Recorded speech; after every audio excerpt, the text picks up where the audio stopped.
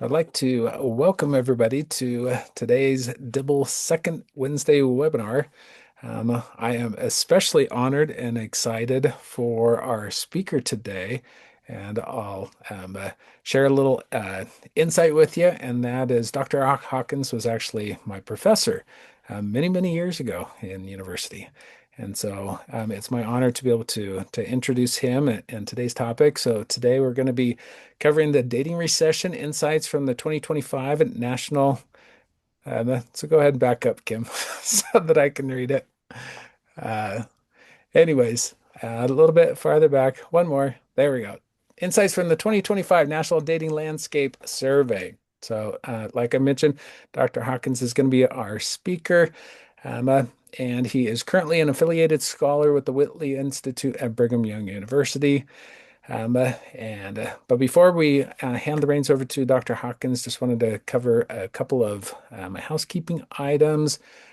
So if you can't hear the presentation, check your audio settings. Usually, I always tell people just turn off your computer, restart, and it usually works. We'll be putting the handouts in the chat in the control channel. And then also go ahead right now. Introduce yourself down in the chat section. Let us know who you are, where you're from. And also, we won't we'll be turning off the chat here shortly. And so if you do have any questions, go ahead and put those in the questions and answers box in the control panel. We'll be able to get to those after Dr. Hawkins' presentation. And then if you want to turn on the closed captioning, that's also down in the control panel as well. Next slide. So we're here today in large part thanks to Charlie and Helen Dibble. So these are our founders. Charlie Dibble founded the Dibble Institute many decades ago. I think we're going into our third or fourth decade, and it's a fascinating story. Highly recommend that you go to our website, learn more about Charlie and his wife Helen and all the work that they did in starting the Dibble Institute. So next slide.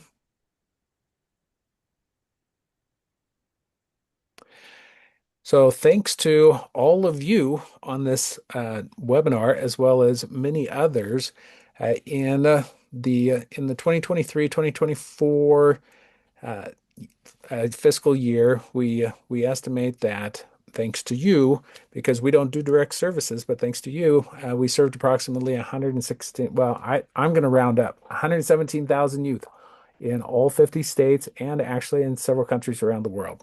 And so the Dibble Institute, we're a national nonprofit independent organization. And like I said, we're a publisher. And we help you guys get access to funding. And then with that funding, you're able to purchase the materials that we publish, and you're able to serve the youth you're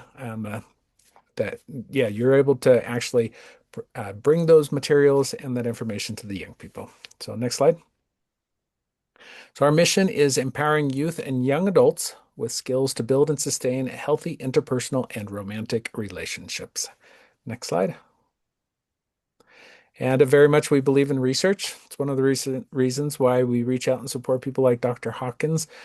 Without that research, we want to be doing evidence-based work, evidence-informed work. We want to know that the stuff that we publish actually does make an impact on young people's lives. And so we're strong believers in research, and that's why we're looking forward to hearing from Dr. Hawkins. So next slide. We also believe in stable, safe, and nurturing families for everyone. So next slide is where we believe that relationship education is literally for everyone, regardless of what flavor you come in and what flavor the families come in. So next slide.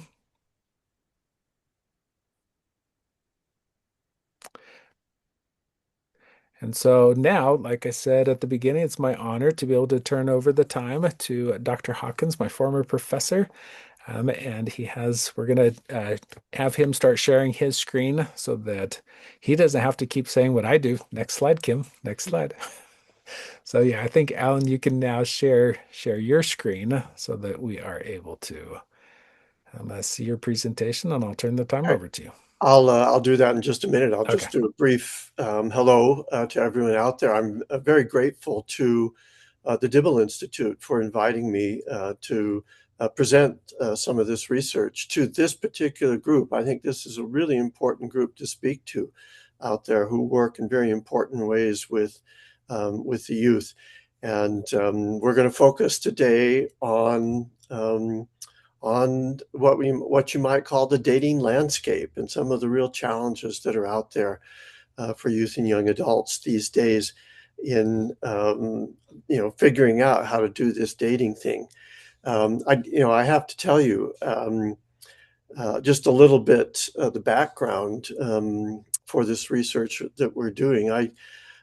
For 33 years, I taught at Brigham Young University, and I noticed a very significant shift towards the end of my tenure there about youth, the students in my classes just complaining about the dating thing, that it was just, it was broken. And BYU is a place where I was assuming we were kind of immune from some of those problems, but apparently not. And I really got to thinking a lot more about that and did a little bit of diving into what data there was, and was actually surprised that we don't do much research on dating. We do, relationship education among youth, and we, we look at various things, but a direct kind of focus on dating wasn't there. And when I was working with the Utah Marriage Commission, um, we said we needed to give a little bit more focus there, and we combined forces with some other organizations to do some research. And what I'm going to present to you today then is the results of that. So let's see. Let's try and share my screen now and go to these slides.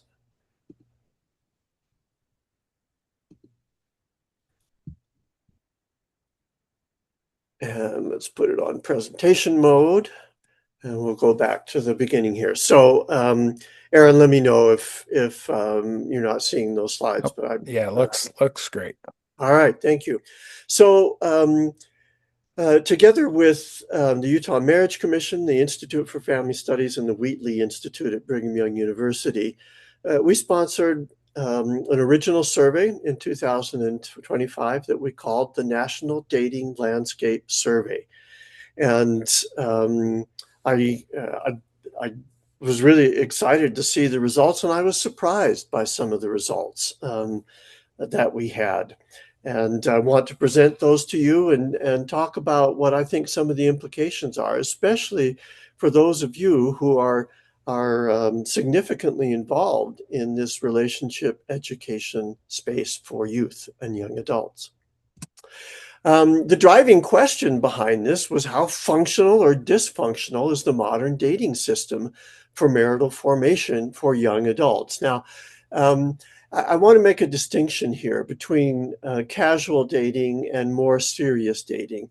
We are going to focus in this survey primarily on those who are in more serious, who could be dating for more serious reasons.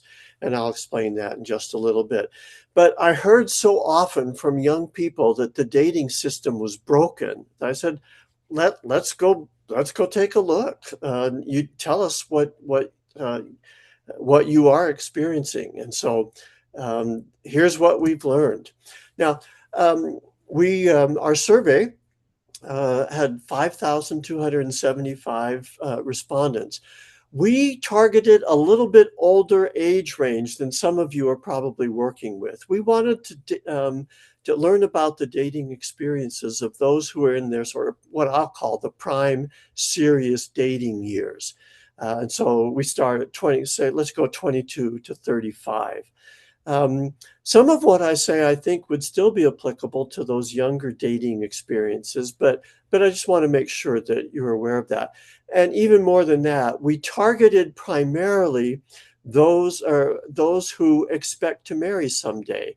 So where dating could be connected to a possible aspiration towards marriage, as opposed to just a casual dating kind of experience. Now, as you can see, most people in the survey and from other surveys that we've seen do expect to marry someday. Only about 15%, 14, 15% say they don't expect to marry. So most of the data that I'll show you here comes from those who are 22 to 35 years old and have some level of expectation that they will marry. For some of them, it's, well, maybe, don't know for sure, but at least there's an opening to it. We did exclude those who said that they do not really expect to marry. And for some of the questions, we felt like we needed to also exclude those couples who are already living together. Dating for them would, at least theoretically, be a little bit different kind of an experience than those who are sort of on the dating market, so to speak. And we did have a small number of our respondents who were already engaged. I think dating is a little bit different experience for them. We were generally dealing with about 4,000 to 4,500 respondents in the questions that we asked them about dating.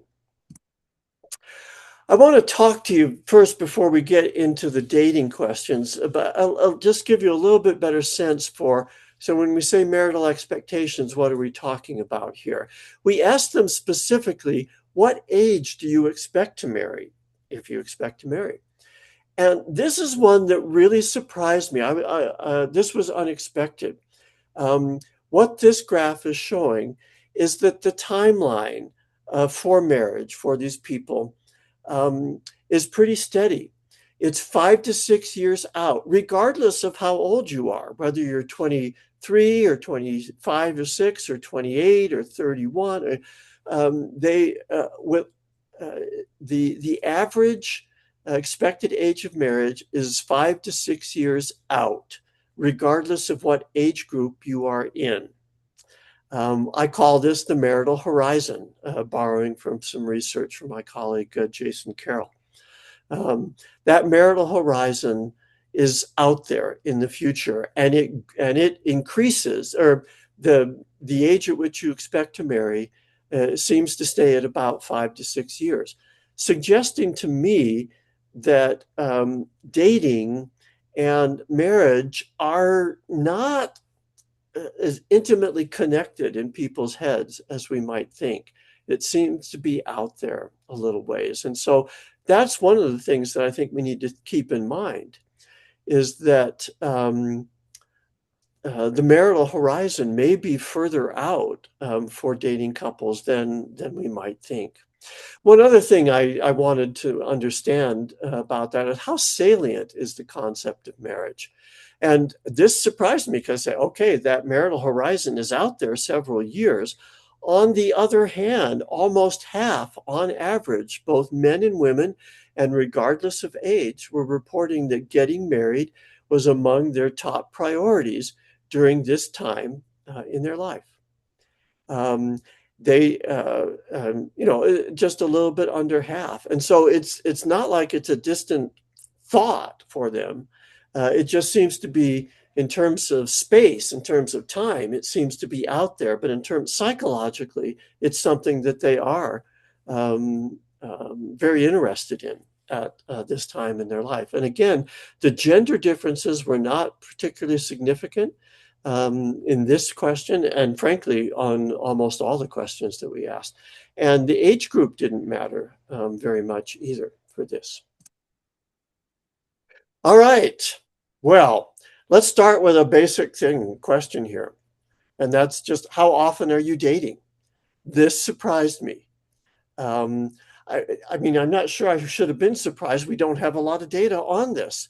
But if you look at those first two sets of bars in this graph, the proportion of men and women who are regularly dating, defined here as at least a few times per month, as at least about once a month. Only about a third of young adults in these prime dating years are dating on a regular basis. A little bit of difference between men and women, but not a lot. Men a little bit more frequently than women. But anyway, so we really, this is where the term dating recession came from. I think we look at the data, there are a lot of people who are just not dating very often. In fact, that seems to be the norm for this age, is that maybe a few times a year, but or it's just not very frequent. So that is very interesting in and of itself. The frequency is low, and we're in a dating recession. I didn't call it a dating depression. I was tempted to do that. That's alliterative, but let's not call it a depression. Let's call it a dating recession. Well, given that, it made us wonder. So, this thing maybe we might call dating efficacy? Do you think you have the skills, the knowledge, the wherewithal to be able to do this dating? Um, and so we asked some questions about that. And this was something that we thought was pretty important that comes from our data. There's a feeling that they're not really very well suited to do this. Um, I highlighted in red, I feel confident when approaching someone I'm interested in dating. To me, that's kind of the most basic dating skill that there is, and only a quarter of men and women, young adult men and women, reported a sense of confidence in their ability to do that. And I thought, oh wow, okay, and maybe that's something that we can help them. And there's some skills, some approaches, some strategies that you can use. Um, Being able to kind of talk and express some of my feelings on a date. Again, only about a third were confident at that. Down a few. I trust my judgment when it comes to choosing a romantic partner. Um, a little bit higher, but still uh, not a great sense of confidence. And what about this last one? I stay positive after a bad date or relationship setback. Um, Again, pretty low sense of confidence in that skill. And I think that's a pretty basic skill. You're going to have good and bad dates. If bad dates really turn you off to the whole dating scene, that can be a problem. I've got some more data on this specifically later that I'll show you that is quite concerning. Um, I was also interested, why are you dating? What are the purposes for your dating? I thought this was very important, and I was very interested in these responses. Um, our responses, their responses suggested that the more traditional dating purposes uh, were were the most endorsed. Creating connections, forming serious relationships, exploring potential romantic partnerships, enjoying romantic experiences, or just learning more about myself and what I want in a future partner, and just kind of figuring relationships out. Those are pretty traditional things. 50 some odd years ago, when I was in those more serious dating times, these would have been very common kinds of purposes for dating. So their purposes are pretty traditional. Much less endorsed were those just kind of social experience reasons. Wanting to be a part of social experiences, fitting in with others because my friends are dating, trying to get social validation, that sort of thing. The one thing that was more endorsed was engaging in physical intimacy, more so for men than for women, as you can see there. Um, that was more significantly endorsed, but the other kind of just social experience reasons for dating were not strongly endorsed at all. It is about those more traditional things, about making connections and learning about myself, and thinking about forming more serious relationships. So um, that was quite interesting to me. And then I looked at these next. Well, let me see. Actually, let me go back here. I wanted to put these two things together. So, a low sense of efficacy about their kind of dating skills, but pretty traditional purposes. for wanting to date. And I thought that combining those two things, I can see the frustration that young adults may have in a dating system that probably to them feels like it is pretty broken. Okay. Um, I want to talk about, so we did ask them a lot of questions about the problems they experience, the barriers they experience towards dating. And these aren't all the things that we asked them, but some of the main ones. I was surprised by their number one reason: not enough money for dating activities, with more than half of men, but also almost half of women, stating that that was a barrier to dating. Um, making me think that when they're using the term dating, and we allowed them to define that for themselves in the survey, but when they're thinking about dating, they may be thinking more about formal kinds of things. We go out to dinner, we go to see a concert, that sort of thing. And if that's the case, I understand. While not enough money for dating activities, these are young people, they don't have a ton of money, and maybe they are thinking about more formal kinds of things that require money when they're thinking about dating. So that was their number one response. Close behind was just a general sense of lack of confidence. And then also, again, this bad experiences in past dates um, was a significant one for both men and women.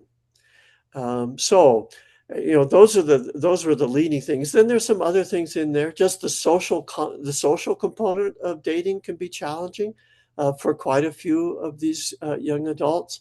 Not feeling emotionally ready, maybe struggling with some mental health issues, and not feeling like they can really put themselves out there and be their best selves in a dating experience. For some, saying just the physical aspects of dating. And I assume they were interpreting that as some of the sexual components of dating. Was a barrier for some of them. Notice, however, that some of the things that I thought would be higher are less endorsed. Fear of getting into serious relationships, don't want to lose personal freedoms, don't want to commit to anything long term. I want to focus more on career and education at this time in my life. Those were not as endorsed as I expected that we would be. So maybe we've created a stereotype of young adults. They seem to be much more interested in it, but lack the confidence in it. And it's not that their fear of relationships or fear of commitment that was driving their dating, their lack of dating experiences. So again, I'm finding these very interesting data as we try to understand the dating landscape for young adults. We also asked them about breakups. And here, again, we saw very common agreement with these statements about the challenges with breakups. I highlighted this. I've passed up many opportunities to get in new relationships because of my experiences with previous relationships. They've left me feeling personally injured. They've left me with negative feelings and attitudes about relationships. These were very common responses with very little difference between men and women on these. Um, and so I think this is one of the barriers that we are facing, that people have had their hearts broken or just had very bad experiences, and maybe there isn't the resilience that I associate with being involved in the dating scene. Man, you got to have a little bit of you've got to have some resilience, because you're going to have some rough experiences, and so maybe they don't have that as much. So here are my big picture takeaways. I don't think these are, yeah, you don't need a PhD to interpret all these kinds of things. Young adults are struggling to date, what we're calling the dating recession. But it's more an issue of kind of lacking confidence in their dating skills than it is that they're not interested in relationships and they're afraid of commitment. That just doesn't seem to be the issue for most of them. It's more a matter of skills and confidence. Um, I think relationship education needs to give some basic help to young adults to address their dating skills. Um, and I don't think, and if you want to disagree with me, that's fine. You can tell me I'm wrong. But I don't think relationship education has focused much on the specific challenges and skills needed for dating. They talk about relationships in the more generic way, but not focus on one of the tools that allows us to be in some of these relationships, dating. And so I am actually wanting to challenge the field to develop a new category of relationship education. I'm calling it, not very creative, it's just dating skills education. I think uh, uh, we need a more specific focus on that, either a separate category or also integrating some important specific dating skills into relationship education for youth and young adults. So those are my takeaways from the data that I've looked at here. I do have some thoughts about things that we should include, but before I kind of finish on those, I want to just highlight you. So I had the opportunity while I was working with the Utah Marriage Commission to direct our efforts to create a dating skills course.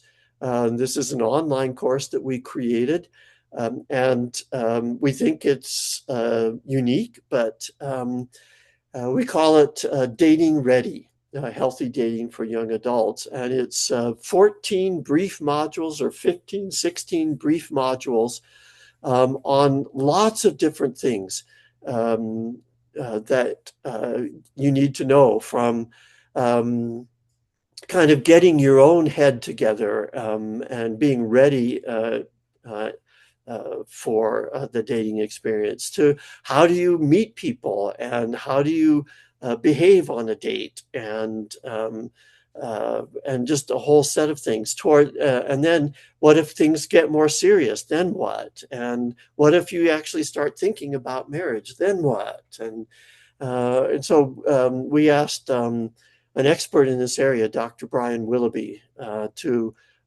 help us put this course together.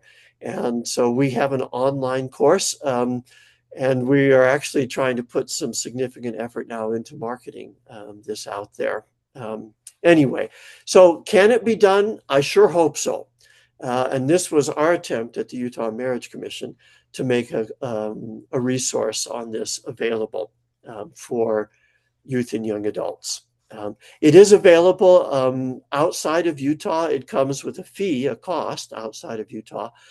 Inside of Utah, it's free to residents. So anyway, all right.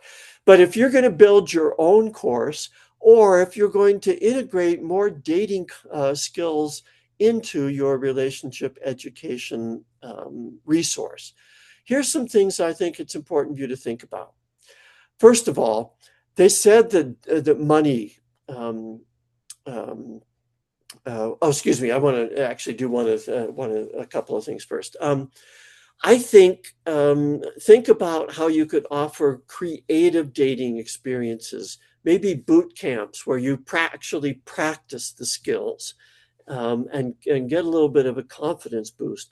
I have a colleague who's doing this now, and she actually, one of the things that they have to agree to as they participate in this day-long boot camp is that you're going to leave and you're going to have a dating partner, and you have to agree to date that person twice over the next 2 weeks. So I think it's a very interesting concept. But something like this, consider that. You might want to think about online platforms. My colleague is actually doing these in person, but given the digital intelligence and expectations that young adults have these days, they may be very interested in a more online platform for doing this. And so if you have the skills, yeah, you could think about doing that. One of the things that I think we've got to do better in dating skills education is making sure that it's really engaging. Maybe it's a little feel like a little bit closer to infotainment rather than traditional didactic instruction, where people sit and listen and they'll talk a little bit and maybe do some exercise. But this is, I don't think this, 20-year-olds are going to sit still for didactic instruction on dating skills. It's just not going to work. I think we're going to have to create something that's very engaging for them. I worry a little bit about our dating ready course. I wonder if it's entertaining enough. It's engaging, a lot of exercises, you're doing a lot of things. It's not just lecture for sure, but I wonder even if it's going to be engaging enough. Okay. All right. Also, make it low or no cost. Given the financial uh, problems that they expressed in our survey, that they don't have the money to do a lot of dating, my guess is they're not going to be willing to pay a lot of money to get into a dating skills education course. And so you may need to find cost offsets. Grants out there or donors that would offset the costs, or find ways to do that, so that you can make this a pretty low cost financially.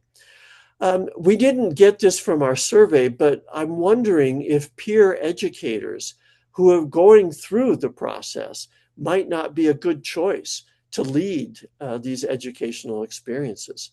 Maybe they've gone through the experience of dating and had some and done some of these skills and gotten better at it and can be cheerleaders as well as educators, showing them the stories of those who've been able to learn and do it well. So something to think about if you're going to be doing this. Here's one thing too that I think we have to pay attention to in terms of our purposes for a course like this. We've got to help them build data grading resilience, a little more preventative training on how to deal with those bad dating experiences and those painful breakups that's almost inevitable in the dating scene. So, and I'm not sure what the best way to do that is. I'll leave it up to you and some of your wisdom and some of your in the trenches experience. But um, thinking about preventative training so that when the bad experiences come and their hearts get broken, they can bounce back and say, it's not a problem with dating. It's just part of the dating. And you're going to have those kinds of experiences until you have the much more positive ones that we hope they are having, and ones that will lead them in the direction of more serious dating and even thinking about a future with this person. Um, so including lists of creative dating options with cheaper price tags, I think would be a real service in a course like this, so that they don't have to think about dinner at a nice restaurant and expensive tickets to a concert, but they can maybe think about much cheaper, affordable kinds of experiences, which, by the way, are probably better dates in terms of actually having a nice social experience with them, being able to talk and learn about them better, learn about their lives better, share your own experiences. Those are probably going to come in some of these these cheaper kinds of dating experiences rather than going to some headbanger concert and a noisy restaurant where you're stuffing your mouth full of food and that kind of a thing. Anyway, something to think about there. I don't think you need to accentuate gender differences in your instruction in these courses on dating education. We did not find a whole lot of difference there.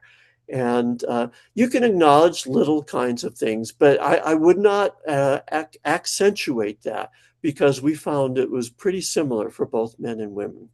Um, then one thing that you could consider is remember that long timeline, that marital horizon for them, where marriage seemed to be 5 to 6 years out when they were dating. And maybe one thing you could do is just remind people that the institution of marriage is pretty heavily dependent on dating and on the feeder system, if you will, on the on ramps to the marital highway.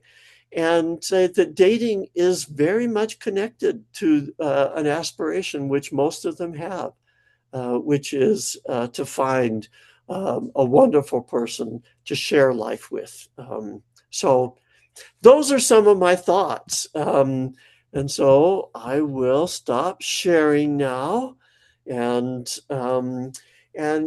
just conclude by saying I think this is a challenge for the youth relationship education field to start thinking a little bit more about on ramps to relationships and to serious relationships, and thinking about the unique skills that are kind of needed in the dating scene, that dating space, as opposed to kind of some of the relationship education skills that I think we focus more on. With that, Aaron, why don't we open it up and let's see what questions you might have and others might have, and I'll maybe we've got about 20 minutes where we could do that. Perfect. Yep. Nope. Fantastic. And also, as Alan mentioned, he is very much open to questions, to critiques, to thoughts on this whole thing. And so questions are starting to come in. Just open up on in Zoom. It has the Q&A feature, so the questions where you can post those. But here's one question that is, what about how people are meeting others? So, did you see kind of people moving more in the digital directions towards apps, or the old-fashioned? Actually, one of the trends that I've heard about is grocery stores. But yeah, did any of that? No, I mean serious. That's Okay. one of the trends is there are certain grocery stores, certain times, and there's even certain things that you're supposed to put in your cart to let other people know that you're open. Yeah. Um, Right. You're talking now about the follow-up survey that we think we need to do is to get more down into the nitty-gritty. So you're dating. Where are you meeting people that you're thinking about dating? That may be one of the challenges that youth are experiencing, young adults are experiencing, is that they're not thinking about dating very much until they're maybe outside some of the institutions that support that. So maybe maybe they were in college, they're not in college anymore. We know that youth in their 20s, that's probably the least religious time of their lives. They still may have a faith, but they're maybe not active in that. And so maybe that's not an area place where they're meeting. The workplace sometimes can be places where you meet, but there are different cultures, and in many workplaces, they discourage the dating for reasons that I'm sure many people are aware of. And so, one of the challenges to dating may be that they're kind of not in the spaces where you can meet people as well. But I think that's something, Aaron, we need to do some more research on. How can you get yourself into those spaces? We do know from the survey, we did ask them about online dating, and yes, online dating is a huge piece of how you're finding people.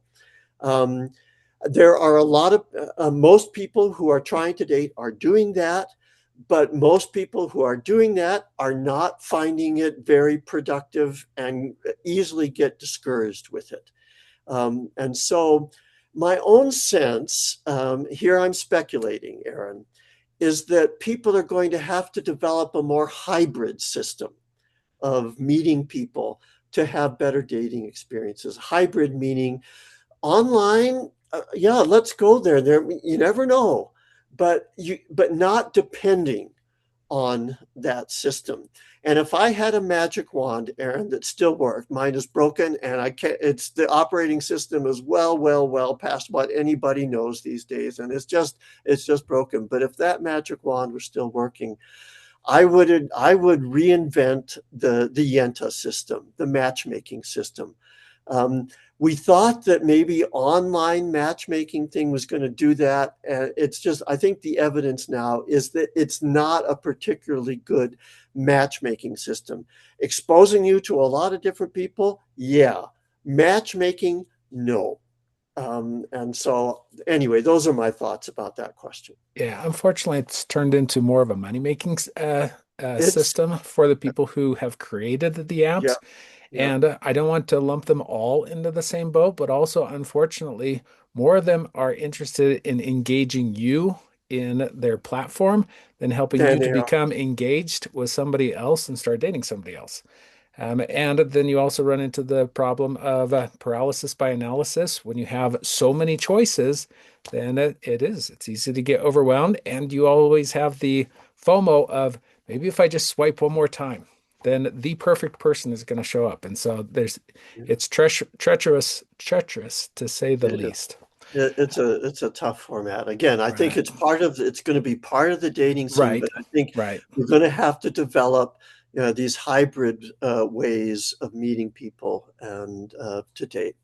And from people that I know, they have shared that they walk away from the experience with a lower sense of self-worth than they went into it. Oh As wow, far as going through and swiping and looking at different people and the whole comparison, yeah, yeah. fraught with a lot of risk. So All another right. one of the questions yeah, another one of the questions was in terms of, while you didn't necessarily define dating for them, did you run any kind of analysis to find out potentially what dating meant for the people who are answering the survey? Because potentially it was a very, very narrow script. A lot of young Yeah. people are hanging out.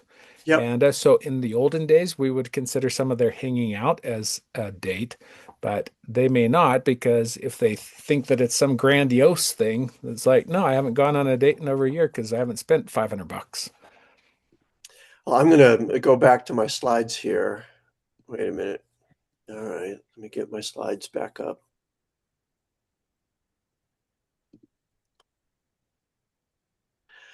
And let me share.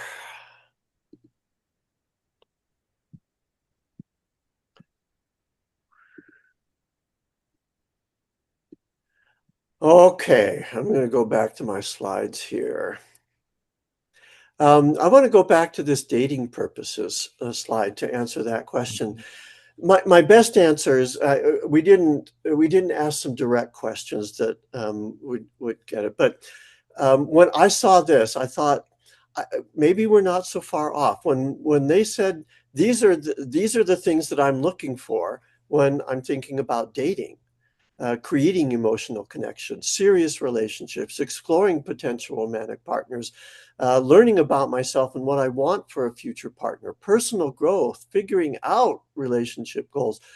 Those are pretty traditional kind of dating things. I think when they are using the word dating, they are still using something that is more than the hanging out kind of thing. Well, we're going to a social event and we'll find some people, and maybe I'll just spend a lot of time with somebody there that I find interesting.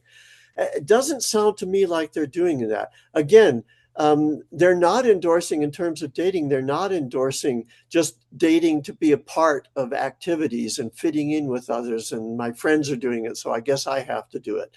Um, and that doesn't seem to be what they're endorsing. So all of that, uh, Aaron, makes me think that we're talking about something a little more traditional when we say dating. Oh, good to know. In terms of historical trends, I know that there's not a lot of research, but this person is asking about how much of an impact do you think that potentially that the COVID pandemic, when we all kind of siloed ourselves, how much of an impact did that make on the lack of opportunity for personal social interactions? Everything was shut down for a period of time. Um, uh, are we experiencing kind of a carryover of That's that? a really good question, Aaron. One of the, if you were going to challenge my data, um, one of the things, we haven't submitted this for peer review to a sophisticated academic journal yet. though we do have plans for that. But I think one of the things that we would have to talk about and admit could be a weakness is that the sample, the age group that we were sampling probably did experience COVID in their late teens, Formative. in some formative years. And is it possible that we've just tapped into a stunted age group? Um, I could show you some other things and look at some other things that would suggest I'm not. I don't think that's the case going on here, but it is a realistic possibility that we would have to take it. And again, we would want to repeat this survey in a few more years to see if we just really tapped into a recession for a particular age group. But Aaron, I hear It was enough. broad. It was Yeah, it broad. was You had broad. a It was broad we group. had older. We had 30-year Yeah. olds in there, but I just hear enough anecdotally from 20 somethings these days that they use the same word. The system's broken. It's busted. It's terrible. I hate it. I hear enough of that I'm not thinking that we somehow tapped into a unique group that was inevitably harmed by by our isolation from the pandemic. Yeah, no, thanks. So kind of a follow-on, a little bit of a follow-on to that. Somebody else was pointing out just the impact of social media, and especially the impact of social media in that it does not encourage, once again, the app makers, they don't want to encourage personal interaction. I mean, Yeah. let's just call it for what it is. It is an addiction, and the more that you are engaged in your device, then the more money that they make. And so we have this anxious generation that has grown up who have been connected to these devices and not necessarily a lot of personal interaction in person. And so their question was, did you also pick up on any of that as far as that lack of confidence and knowing how to respond to the natural ups and downs of real interactions, especially, and I'll add this one, especially considering the number of young people who are engaging in personal relationships with artificial intelligence. Yeah.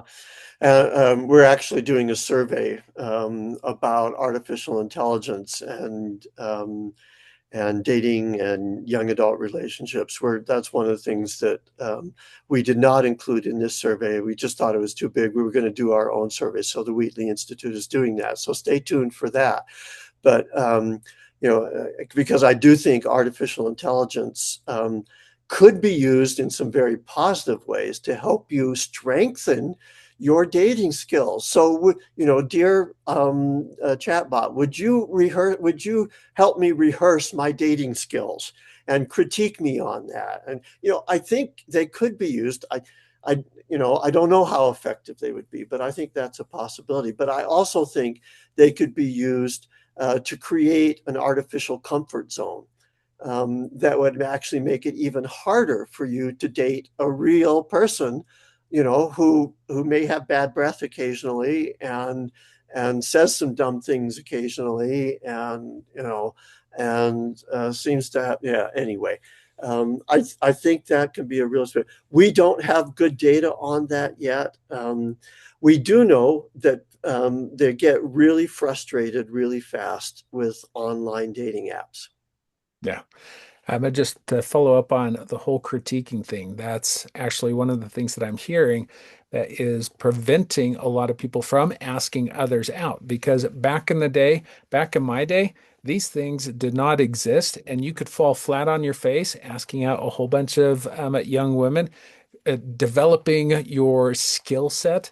And it was kind of no big deal. It was just she would know that you said Right. something stupid, but nobody else would. Whereas in today's day and age, the fear is that there's a whole bunch of these Yeah. cameras that are recording your fails and then it gets posted to social media. And so it's like, why even try is what's also being We one thing that would be good for us to do if and when we do this follow-up survey, we really hope we will be, but is include a qualitative component with actual Mhm. interviews from those who have been maimed and wounded in the dating scene. And I suspect we would hear some of those stories. It's not something we asked about. Are you afraid that your life is going to show up online for everyone to see if you go out on this date? We did not ask that question, but I'll bet we would hear some of those stories. Well, you did ask the question about is one of the reasons why you don't date because of negative past experiences. And And if I maybe remember that's right, one. it was like almost half. We're saying that maybe it was Yeah. only 40%. We're saying that yeah, that plays a huge role in why I don't want to get burned again. So, Yeah, and so if she goes on her social media page and says, he's boring, boring, and so nobody else in the world will ever go out with him again. Yeah, I right. can I can understand. Dating, our lives are so much more at risk for being public. Back in the olden days, I can go back even for another generation, Aaron, than you, but you didn't have to worry about. I mean, yeah, maybe she might gab to her roommate, but it wasn't going to be spread around the world instantaneously. And I can really imagine how that could discourage people from being actively involved in the dating scene. You Yeah. know, one of the things that we talk about in our Dating Ready program is building mutual understanding with your date about what's going on. And maybe we should have said this in more direct terms, but that should also be what's not going on. Are we going to talk? Are we going to, tell stories on social media about our date, or is that off limits? Those are the kinds of new Phone age free law. zone. Dating Yeah, phone free dating free zones. zone. Right. Those are the kinds of things that a new age, and this is why, Aaron, your kids need to be doing developing this dating education curriculum, and not me, and probably not even you. Right. It's the 20 and 30 somethings that are who have experienced these things and can put these things together. I think they're the ones who are going to create the really good curricula out there. Well, and just along those lines, one of the comments was just a second, the importance of peer educators having somebody a little bit closer to their Yeah, age. yeah, Also, in terms of some of the people delivering the programs, if they are closer to their age and have been able to be able to share successful dating experiences. So, yeah. finding the young people who have been successful so that they can see, hey, there are normal people and Right. not the yeah, finding normal people who can share that, hey, this is how I was able to successfully date. Yeah. In other words, hope is part of the curriculum in the facilitator there. 100%. I think that's Yep. an important. I think that's a really good point. All right, So we got time for probably about one more question. actually a few more because I only need 1 minute at the end. Okay. We're having a good time. We've got them all the way till 3 o'clock our time. Okay, so somebody else had a good question, and that is in terms of especially since so many people are so many young people are engaged online.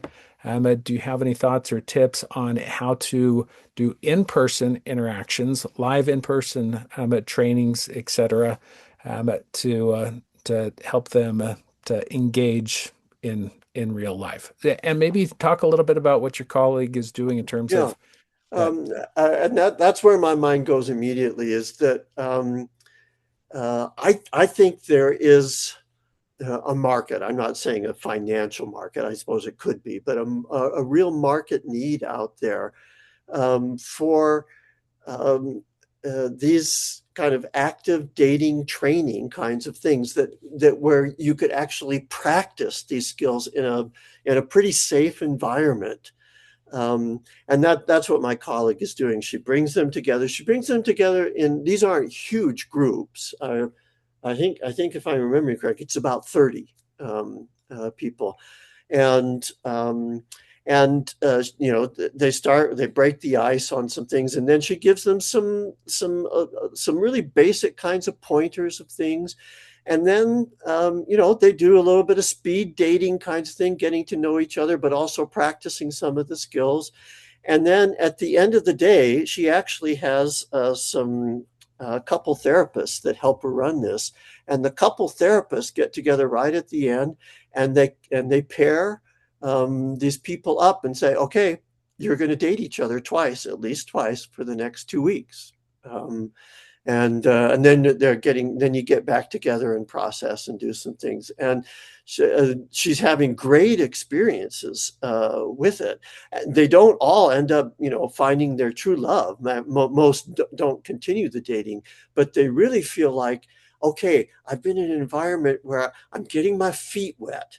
I'm sort of getting a sense, okay, maybe I can do this, and they practice their skills.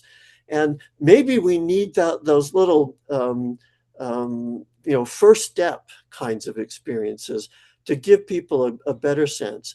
The other thing I would mention, Aaron, is that, again, I just think people have got to figure out a way to put the phone down and get out into life, um, and get involved where you actually do see people face to face, because so much of our lives are online. I think especially for our youth, and so.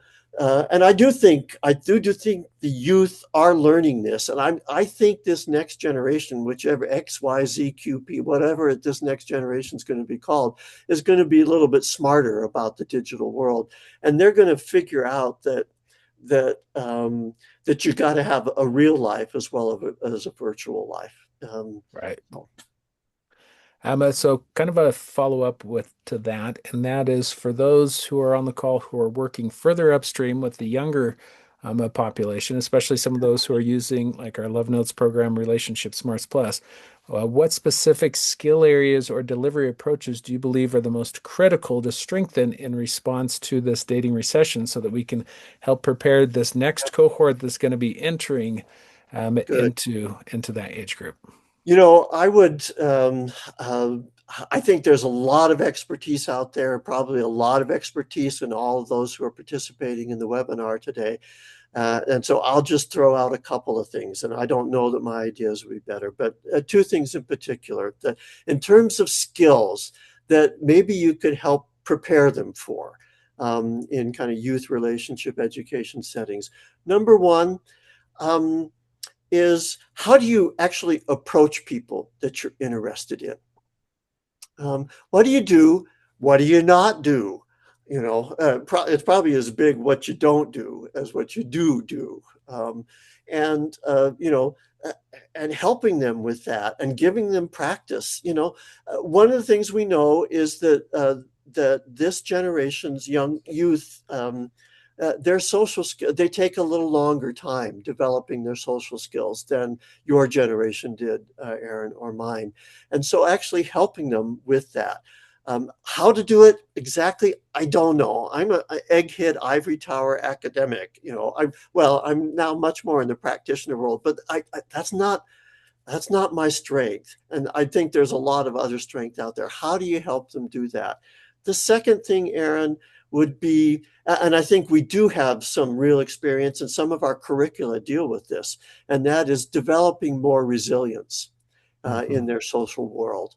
And you've got a wonderful new program, I think, there at Dibble. If I'm, what's that? What Yeah, is mine Mind matters. Matters? That Exactly. that really has that's taken a lot from what we've learned about building that resilience and social emotional learning, and so that's one thing we could do, because when you do this, you're going to stub your toe and skin your knees, and it's going to hurt.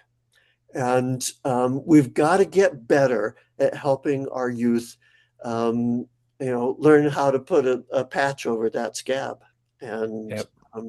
and so those are the two skills I think I would point at. Well, I just want to express my appreciation on behalf of the 100, 200 people that attended today and those who will also be watching in the future on YouTube for the time that you have taken and for all the thought that you've taken for your suggestions. Unfortunately, we had a whole bunch of other questions that were coming in that we didn't have time to get to, but we'll be able to look those over and reach out to those people. And so just want to thank everyone for attending. And if you don't mind taking a few brief moments to fill out our quick little survey, we would greatly appreciate it. And if you need the certificate of attendance, go ahead and contact Kim. And the full webinar will be available online in 3 days. And then next slide, Kim. So, For those of you on the call, you get to see me again next month. And so, speaking of Mind Matters, myself and our author, Carolyn Curtis, are going to be presenting about the new Mind Matters revision that we have just recently launched. So, Exploring Mind Matters 2.0, a map for thriving. And so, we definitely invite you all to join us next month, same time, same place, second Wednesday. And so, with that, we'll go ahead and sign off. And thank you for attending. And thank you, Alan. Thank you. Bye bye.